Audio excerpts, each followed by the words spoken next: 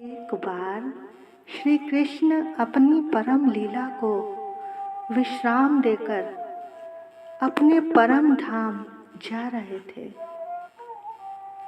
तो उनके पास उनके प्रिय मित्र उद्धव जी आए और कहने लगे, गोविंद, मैंने सुना है आप अपने परम धाम जा रहे हैं, तो मुझे भी लेते जाइए। तो भगवान बोले, उद्धव, क्या तू मेरे साथ आया था जो मेरे साथ जाएगा? चलम चित्तम चलम वित्तम चलम जीवन यौवने चला चली संसारे। भैया, हमारा ये जो मन है बड़ा ही चंचल है। हम शरीर से तो कथा में बैठे हैं, पर मन इधर उधर घर परिवार में ही कहीं भटक रहा होगा, क्योंकि मन से ज़्यादा तेज चलने वाला इस संसार में दूसरा कोई नहीं है। और जब तक हमारा मन संसार में फंसा है तो वो भगवान में कैसे लग सकता है? मन तो एक ही है, चाहे इधर लगा लो या उधर। दिल को खुदा से भर लो या संसार से। कहते हैं मथुरा में एक पंडित जी थे, उन्होंने एक दिन खूब भांग पी ली। उस दिन उन्हें गोकुल भी जाना था। यमुना किनारे आए, देखा नाव तो खड़ी है पर कोई मल्लाह नहीं था। सोचा चलो खुद ही नाव को चला लेते हैं आज। अब बैठ गए, नाव में बैठ गए और रात भर नाव चलाई। पास में ही गोकुल था। पंडित जी ने सोचा शायद मैं ज़्यादा आगे तो नहीं निकल गया। अब जब सुबह हुई, देखा कुछ ब्राह्मण यमुना में स्नान कर रहे थे। आवाज़ लगाई, अरे ओ बड़े भैया, अरे ओ बड़े भैया, ये कौन सी जगह है? वो बोले, मथुरा है। पंडित जी बोले, ऐसा कैसे हो सकता है? मैंने तो रात भर नाव चलाई, मुझे तो गोकुल जाना है और मैं अभी मथुरा में ही हूँ। तब वो ब्राह्मण बोला, पंडित जी, आप रात भर तो क्या, यदि पूरा जीवन भी नाव चलाओगे तो भी गोकुल नहीं पहुँच पाओगे, क्योंकि नाव की रस्सी तो तुमने खोली ही नहीं। तो भैया, इसी तरह से हमें भी गोकुल जाना है। हमें भी अगर उस ठाकुर से मिलना है तो भैया, अभी हमारे मन की रस्सी भी कहीं ना कहीं संसार में बंधी हुई है। किसी की धन में, किसी की व्यापार में, किसी के परिवार में, किसी के संसार में। भैया, पहले इस रस्सी को खोलो, तब गोकुल पहुंच पाओगे। कौन कहता है कि उसका पता नहीं है? कौन कहता है कि उसका पता नहीं है? उसे ढूंढने की हद तक कोई ढूंढता नहीं है, कोई ढूंढता नहीं है। तो भैया, इस मन का कोई भरोसा नहीं, ये बड़ा ही चंचल है। इसी तरह से चलम वित्तम, ये जो हमारा धन है ना, ये भी बड़ा ही चंचल है।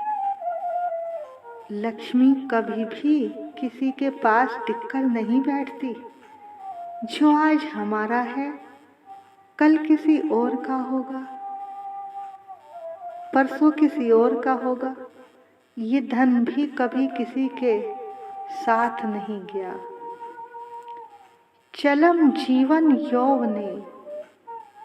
और भैया, ये जो हमारा शरीर है ये भी चलायमान है, जो हर पल हर क्षण बदलता रहता है।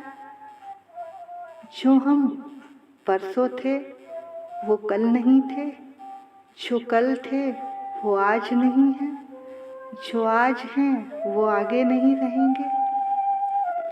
हर पल हर क्षण सब कुछ बदल रहा है, चला चली संसारे। और भैया ये जो संसार है ना, ये भी चला चली का मेला है। अगर कोई अचल और अटल वस्तु है तो वो है तुम्हारे पुण्य कर्म, शुभ कर्म, जो वो ही तुम्हारे साथ इस संसार से जाएंगे और कुछ भी साथ नहीं जाएगा। कि क्षण भंगुर जीवन की कलिका, कल प्रातः को जाने खिली न खिली। मन आंचल की शुच शीतल सुगंध समी, चली न चली। कलिकाल कुठार लिए फिरता, तन नम्र है चोट झिली न झिली। अब भी जप ले हरि नाम हरि रसना, फिर अंत समय में हिली न हिली, फिर अंत समय में हिली न हिली। देखो भैया, एक सुई भी हमारे साथ नहीं जाएगी। एक बार गुरु नानक देव लाहौर के पास एक गांव में गए। वहाँ पर बहुत से लोग उनकी सेवा में आए। सबको उन्होंने कोई ना कोई सेवा दी।